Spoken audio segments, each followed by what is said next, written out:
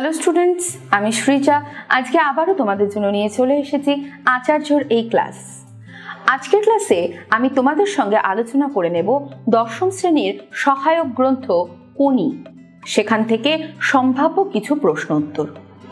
আমার আজকের ক্লাসের সম্ভাব্য প্রশ্ন উত্তর আলোচনার পাঠগুলি হলো 8 নম্বর পাঠ থেকে 14 নম্বর পাঠ পর্যন্ত, কারণ পূর্বে আমি তোমাদের সঙ্গে 1 নম্বর পাঠ থেকে 7 নম্বর পাঠ পর্যন্ত বিস্তারিতভাবে আলোচনা করে প্রশ্ন উত্তরগুলি আলোচনা করে নিয়েছিলাম। আজকের ক্লাসে আমি 8ম থেকে 14 নম্বর পাঠ পর্যন্ত তোমাদের সঙ্গে আলোচনা করব। তোমরা জানো, এই যে উপন্যাসটি রয়েছে, এখান থেকে যে প্রশ্ন তোমাদের আসবে তার নির্ধারিত প্রশ্ন মান হলো 5। তাই সেই রকম ভাবেই আমাদের প্রশ্নগুলোর উত্তর তৈরি করতে হবে। আমি তোমাদের জন্য প্রশ্নের একটি তালিকা তৈরি করেছি। সেই তালিকাটা তোমরা সঙ্গে রেখে এবং আমার পড়ানোটা ভালো করে শুনে এবং সেই সঙ্গে এই উপন্যাসটিকে বারবার ভালো করে পড়ার পর তোমরা প্রশ্নের যে তালিকা রয়েছে সেখান থেকে উত্তরগুলো নিজেরাই করার চেষ্টা করবে এবং আমি জানি তোমরা করতে পারবে। তবু চলো এমন কিছু লাইন আমরা দেখে নিই যেগুলি তোমাদের জন্য অত্যন্ত গুরুত্বপূর্ণ এবং পরীক্ষাতেও তোমাদের জন্য আসতে পারে। রাগে চিৎকার করে উঠল ক্ষিতীশ, পারতেই হবে, পারতেই হবে, কোনো কথা শুনবো না। প্রশিক্ষক ক্ষিতীশের একরোখা জেদ কিভাবে কোনিকে সাফল্যের শীর্ষে পৌঁছে দিয়েছিল তা আলোচনা করো। দেখো, এই উপন্যাসটা পড়াতে গিয়ে আমি তোমাদের বারংবার বলেছি, এই উপন্যাসটি একটি বস্তি এলাকার অতি দরিদ্র পরিবারের মেয়ে কোনির সাঁতারু বা যোগ্য সাঁতারু হয়ে ওঠা এবং নানা ষড়যন্ত্র পেরিয়ে, নানা বাধা বিপত্তি পেরিয়ে একজন যোগ্য সাঁতারু হিসেবে নিজেকে প্রমাণ করা এবং সেই সঙ্গে প্রশিক্ষক হিসেবে খিদ্দার যোগ্যতা প্রমাণের একটি উপন্যাস। যে উপন্যাসটি আবর্তিত হয়েছে চক্রাকারে নানা গল্পের মধ্য দিয়ে এবং সমাপ্তিতে আমরা দেখেছি সেই জয়, যেই জয়ের লক্ষ্যে এই উপন্যাসটি রচিত হয়েছিল। খিদ্দা যে প্রশিক্ষক হিসেবে কতটা যোগ্য, তিনি কেমন ভাবে তার একরোখা জেদ এবং অন্য প্রতিযোগীর প্রতি একটা ঈর্ষা, এই সমস্ত কিছু কোনির মধ্যে প্রবেশ করাতে বা এই সমস্ত বোধ কোনির মধ্যে প্রবেশ করাতে সক্ষম হয়েছিলেন, সে গল্প আমরা উপন্যাসটি আলোচনা করার সময় বারবারই জেনে নিয়েছি।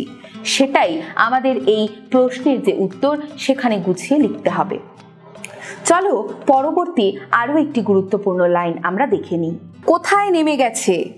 অপদার্থরা ক্লাবটাকে কোথায় নামিয়ে এনেছে? উদ্ধৃত উক্তিটি কার? তিনি অপদার্থ বলতে কাদেরকে বুঝিয়েছেন, তার এমন উক্তির কারণ কি? কিংবা এই লাইন থেকে এটাও প্রশ্ন আসতে পারে, এখানে বক্তার মন্তব্যে প্রসঙ্গ উল্লেখ করো।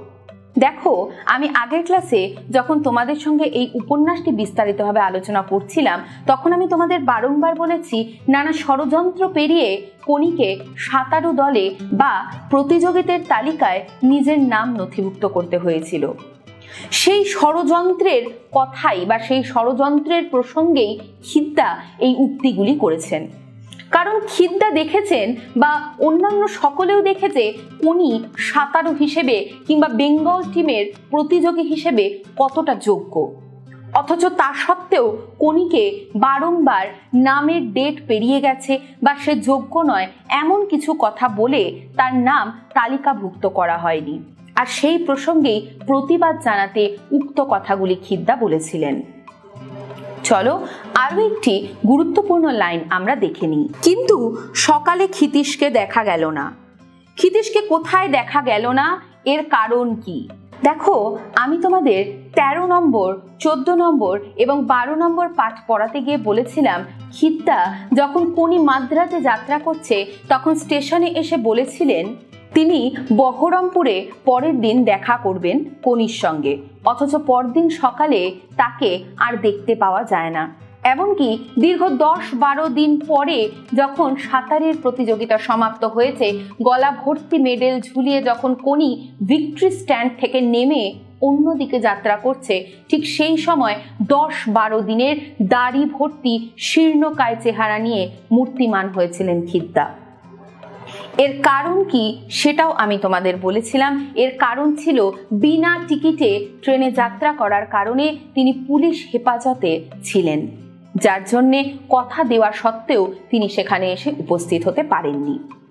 এটাই তোমরা নিজেদের মতো করে আরেকটু গুছিয়ে লিখবে। দেখো, এই যে লাইনগুলো আমি তোমাদের বললাম, এই লাইনগুলো ছাড়াও আরো অনেক গুরুত্বপূর্ণ লাইন রয়েছে যেগুলো আমার প্রশ্নের তালিকায় তোমরা পাবে, এবং এগুলি নিজেদের মতো করে তোমরা তৈরি করে নেবে এবং সঙ্গে সাহায্য হিসেবে নিতে পারো আমার ক্লাসগুলোকে। যদি উপন্যাসটা তোমরা ভালো করে পড়ো এবং বিষয়বস্তুটা ভালো করে শোনো, তাহলে দেখবে এই উত্তরগুলো তোমরা নিজেরাই ভালো করে তৈরি করতে পারছো। তাহলে আজকে আমি তোমাদের সঙ্গে কিছু গুরুত্বপূর্ণ সম্ভাব্য প্রশ্ন জেনে নিলাম, বা এমন কিছু লাইন দেখে নিলাম যেগুলো তোমাদের পরীক্ষার জন্য খুবই গুরুত্বপূর্ণ।